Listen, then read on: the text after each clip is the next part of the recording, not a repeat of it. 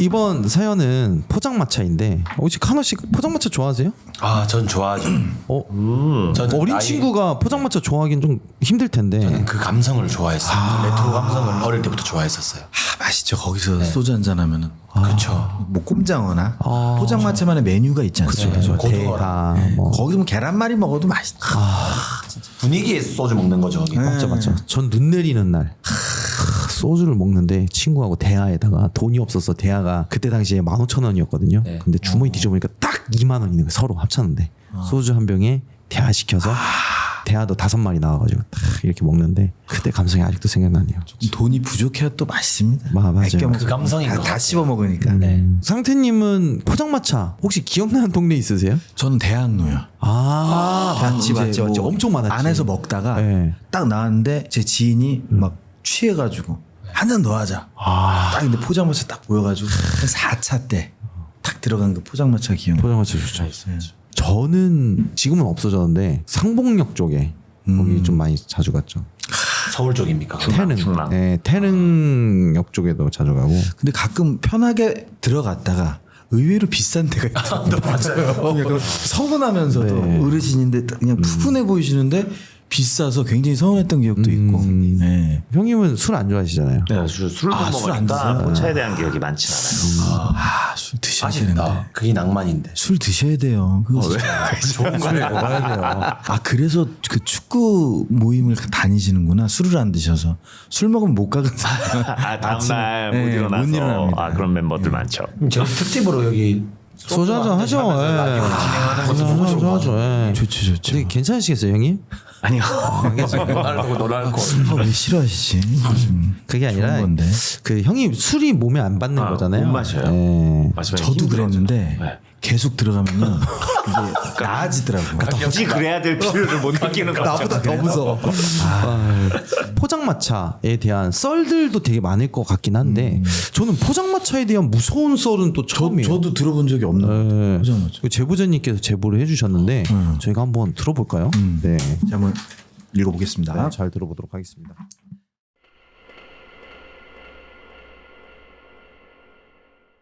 제가 19살 때 대학에 입학하기 전 저는 등록금도 마련할 겸 학교에서 연결해 준 곳으로 실습을 나갔습니다. 큰 공단의 어느 한 공장이었습니다. 핸드폰 부품을 조립하고 생산하는 곳이었죠. 핸드폰이 막 유행하던 때라 그 안에 들어가는 작고 동그란 액정에 기스가 있는지 확인하는 작업이 제 일이었습니다. 처음엔 고된 일을 해보는 것이라 너무 힘들었어요. 특히 주간 야간 격주로 돌아가며 일을 해야 하는 것이 제일 힘들었죠. 춥고 졸리고 반복 작업이다 보니 시간도 안 가고 저를 포함 저희 학교 학생이 5명이 입사를 했었는데 결국 마지막까지 남은 건 저 혼자였습니다. 또래 친구도 없다 보니 더 일하기 힘들었었죠. 그런 제가 안타까웠는지 그 당시 군복무 대신 산업기능요원으로 일하고 있던 형이 저를 챙겨주기 시작했습니다.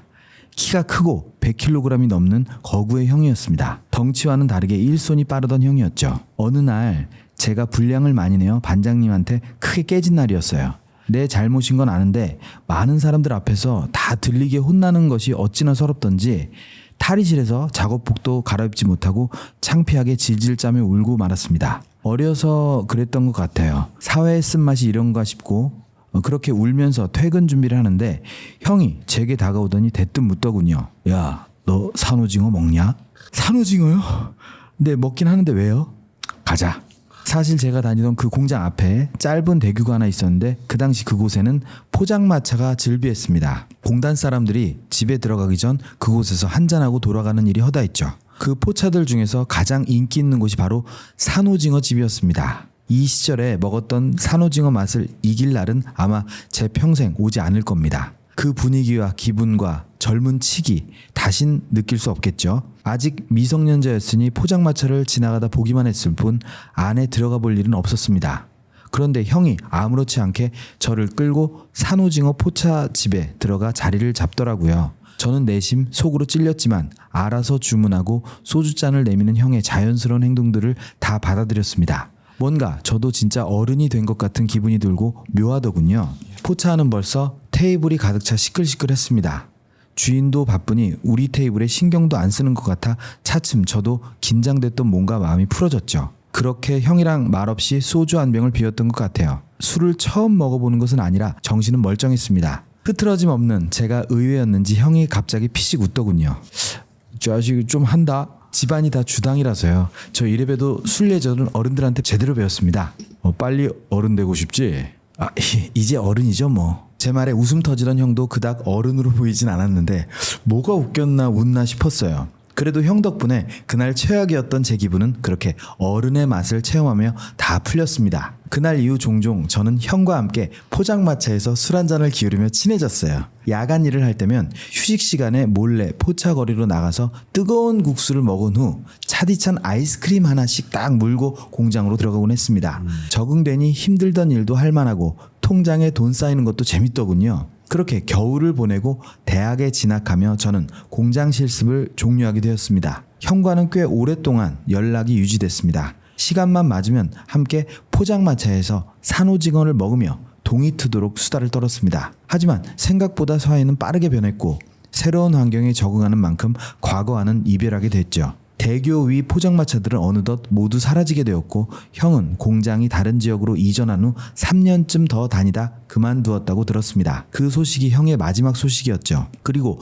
어느덧 제 나이 불혹의 나이를 넘겼습니다. 어쩌다 직장 동료들과 산오징어를 먹을 때면 문득 형이 생각나곤 했습니다. 그때 받았던 묵묵한 위로가 마음이 기억하고 있는 것인지 제가 후배를 대하는 태도가 그 형을 많이 닮았다는 생각이 들 때가 있더라고요.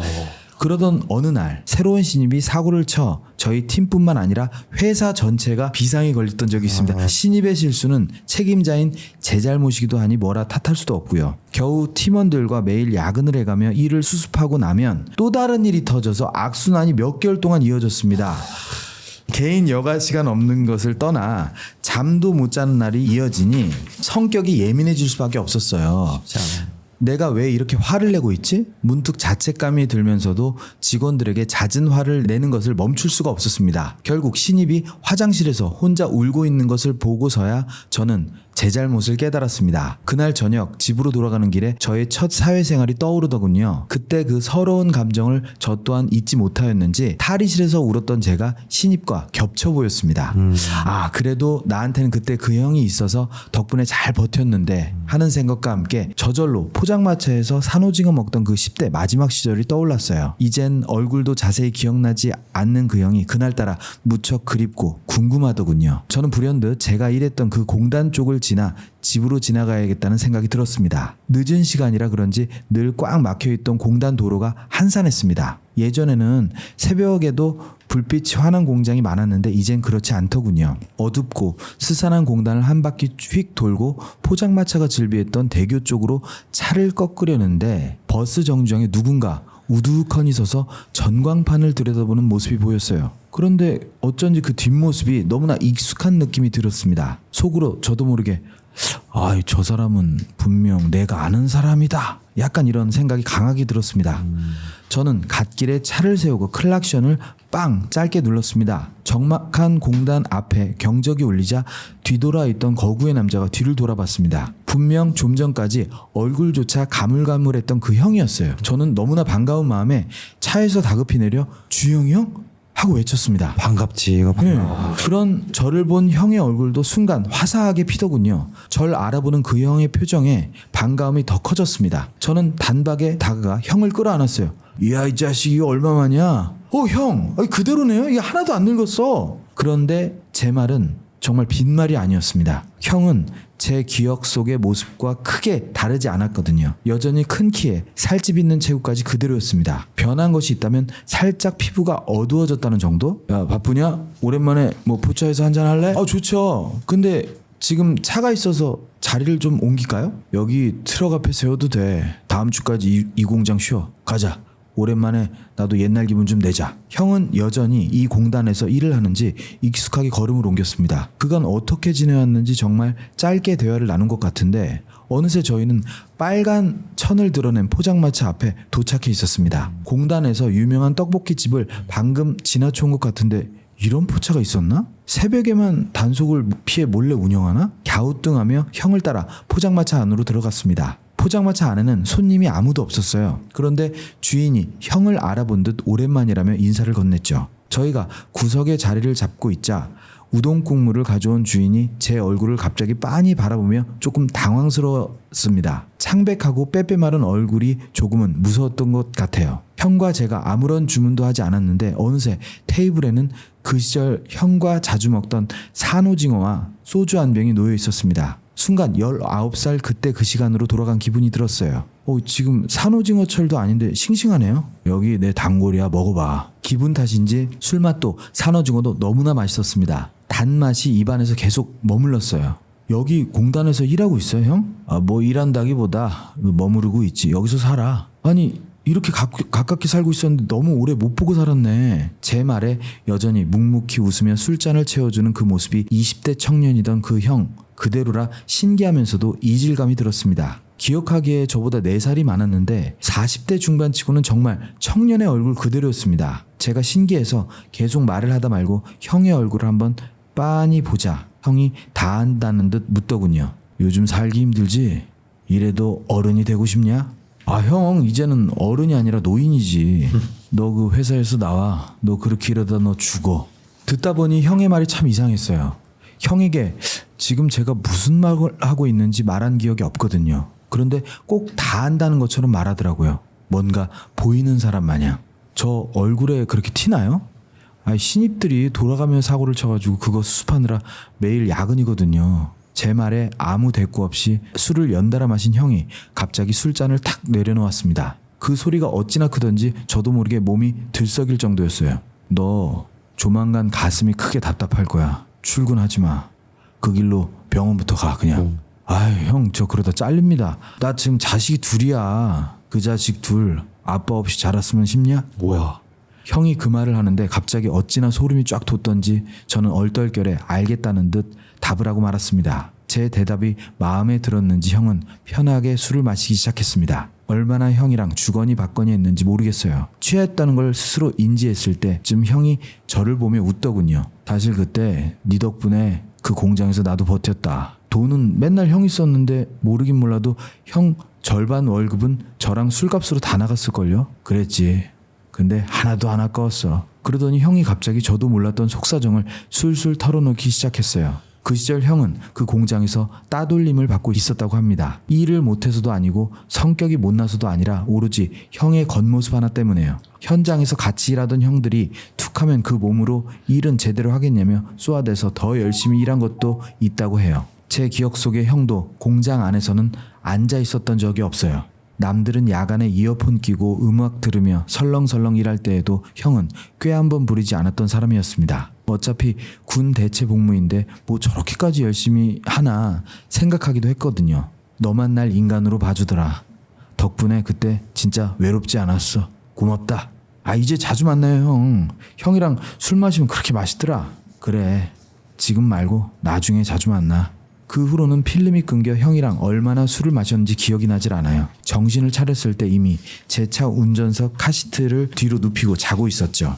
커다란 트럭이 가장 먼저 보였어요. 그제야 형이 이 트럭 뒤에 주차해놔도 된다는 것이 생각났습니다. 형 말대로 공장은 쉬는 날인지 주변이 한산했습니다. 술을 엄청 마셨던 것 치고는 속도 편하고 술 냄새도 안 나는 것 같아 저는 그대로 제가 운전해 집으로 돌아갔습니다. 집에 돌아와 아내에게 외박의 이유를 설명하고 샤워를 하고 나오니 어느덧 출근 시간이 가까워졌습니다. 그런데 멀쩡하던 컨디션이 갑자기 나빠지는 거예요. 그냥 하루 연차 쓸까? 고민했지만 아직 수습할 일이 까마득했죠. 억지로 무거운 몸을 이끌고 출근하러 주차장을 갔을 때 숙취가 이제 몰려오는 건지 아니면 가득 먹고 불편하게 차 안에서 잠들어 체한 건지 갑자기 허리를 펴지 못할 정도로 명치 끝이 꽉 막히고 지끈한 통증이 있었습니다. 운전석에 앉아 벨트를 풀고 가만히 앉아 있었는데 조금 좋아지는 것 같아 시동을 켜렸는데 이 상황이 뭔가 어제 형이 말한 것과 너무 맞아 떨어지는 것 같다는 생각이 들더라고요. 저는 다급히 아내에게 전화를 걸어 주차장으로 내려달라 말했습니다. 아내는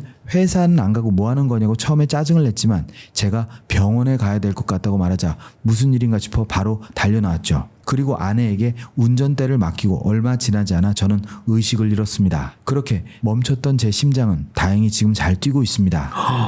무슨 정신으로 병원에서 수술을 하고 회복을 했는지 모르겠어요. 죽을 뻔했다는 것도 실감이 안 나고 아직 살아있다는 것도 실감이 안 나고 그보다 제일 답답한 것은 형에게 감사 인사를 하고 싶은데 그날 형과 번호 교환도 하지 않고 헤어졌는지 아무리 방법을 찾아도 다시 형을 만날 수 없다는 것이었습니다. 가게에서 술을 마셨으면 카드 내역이라도 물어볼 텐데 포장마차라 이건 뭐 지푸라기에서 바늘 찾는 거나 같았습니다. 공단 떡볶이 집에서 멀지 않았던 것 같은데 새벽에 아내와 몇 번을 둘러봐도 그 빨간 천에 포장마차가 있는 날은 보이지 못했습니다. 하물며 너무 답답하여 근처 공장 사장님들을 찾아가 포장마차에 대해 물어봤더니 여기에 포장마차가 있었던 적은 한 번도 없었다는 거예요. 너무 답답하지만 형 찾기를 포기할 때쯤 제가 실습을 나갔던 그 공장에서 일한 적이 있는 형을 안다는 사람을 우연히 만났습니다. 한 작은 공장에 다짜고짜 들어가 포장마차와 형의 인상착의를 대해 묻는데 옆에서 듣고 있던 사장님이 지인이셨어요.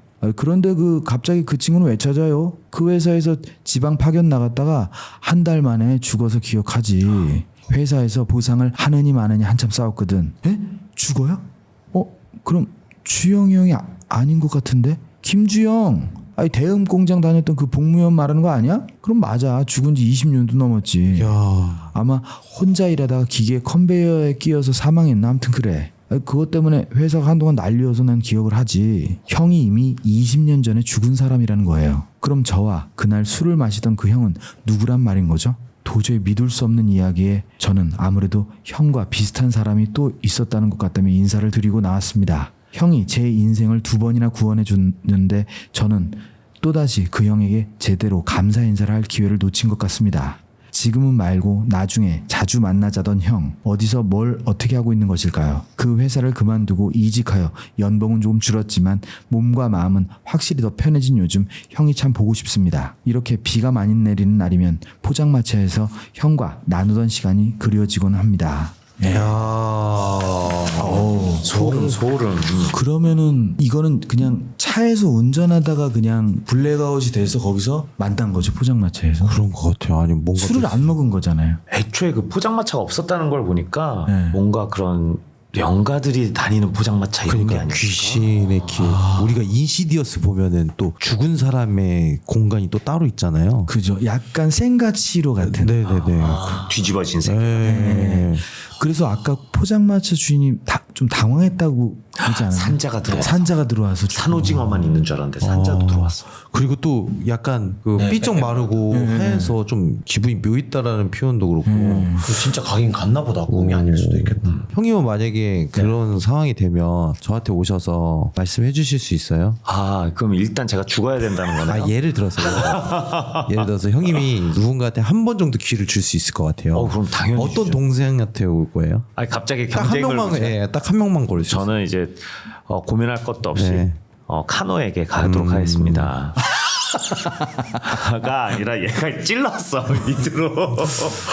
왜요? 욕심쟁이네. 그 형과 좋은 기억과 자기가 존경하는 형이잖아요. 어떻게 보면은 형 이상으로 존경했던 것 같아요. 맞아. 네, 그러다 보니까 그 에너지가 내가 몸이 안 좋을 때 한번 땡긴 거 아닌가. 보통 조상님이 와야 되는데. 맞아. 그만큼 이 술이라는 게 좋은 거예요. 네, 좀 드셔보세요. 네. 술 때문에 이렇게 거의 뭐 되네. 이런 인연이 된 거 아니겠습니까? 그러네요. 우리 마왕님도 이제 한 잔 해야 돼요.